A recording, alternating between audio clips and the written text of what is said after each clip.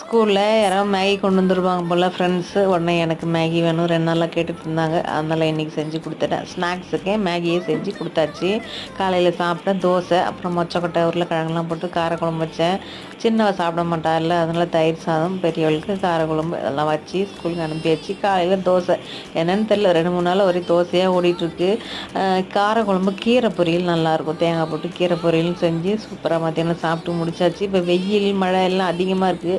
ஒரு மாதிரி கிளைமேட் சூடு குளிர்ச்சின்ட்டு, அதனால் கொஞ்சம் முடிஞ்ச அளவுக்கு நிறைய தயிர் எடுத்துக்கணும்னு நினைக்கிறேன். தயிரும் மோரும் எடுத்துக்கோங்க. அப்புறம் சர்ச்சுக்கு போகிற வேலேருந்து அப்படியே போயாச்சு. இந்த ஜங்க் ஃபுட்லாம் வேணான்னு சொன்னாலும் கேட்க மாட்டேன்றாங்க.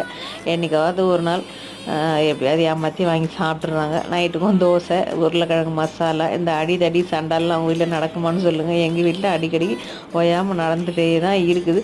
நான் மாம்பழம் சாப்பிட்டு அப்படியே வேடிக்கை பார்த்துட்டு இருந்தேன். வேறு என்னங்க செய்ய முடியும்? அடிக்காதீங்க, சண்டை போடாதீங்கன்னா கேட்க மாட்டேன்றாங்க.